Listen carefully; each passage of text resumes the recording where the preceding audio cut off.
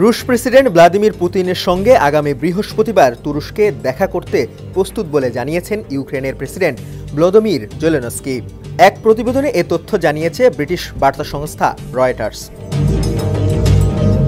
Volodymyr Zelensky বলেছেন, হত্যাকাণ্ড দীর্ঘায়িত করার কোনো মানে হয় না।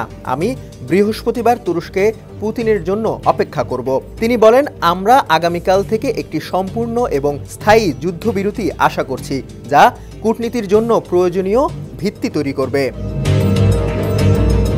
এর আগে প্রেসিডেন্ট ভ্লাদিমির পুতিনের সঙ্গে সাক্ষাৎ করতে ইউক্রেনের প্রেসিডেন্ট জেলেনস্কির ওপর চাপ তৈরি করেন যুক্তরাষ্ট্রের প্রেসিডেন্ট ডোনাল্ড ট্রাম্প। বৃহস্পতিবার সামাজিক যোগাযোগ মাধ্যম ট্রুথ সোশ্যালে দেওয়া এক পোস্টে পুতিনের সঙ্গে সাক্ষাৎ করতে জেলেনস্কির প্রতি এই চাপ তৈরি করেন তিনি। পোস্টে ট্রাম্প বলেন, রাশিয়ার প্রেসিডেন্ট ভ্লাদিমির পুতিন ইউক্রেনের সঙ্গে কোনো যুদ্ধবিরতির চুক্তি চান না।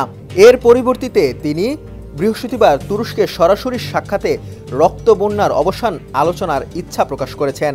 রুশ প্রেসিডেন্টের এই প্রস্তাবে ইউক্রেনের তাৎক্ষণিকভাবে রাজি হওয়া উচিত।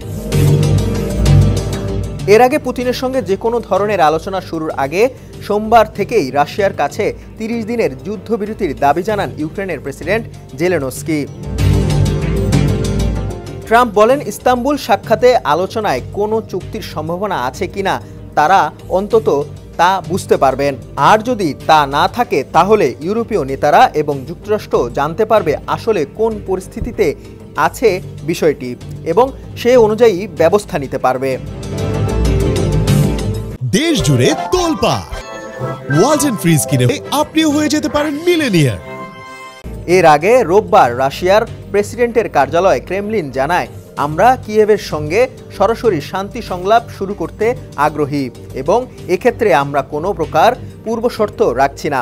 গত বৃহস্পতিবার ইস্তাম্বুলে কিয়েভের প্রতিনিধিদের এ ব্যাপারে প্রস্তাবও দেওয়া হয়েছে। ডেস্ক রিপোর্ট, সমকাল।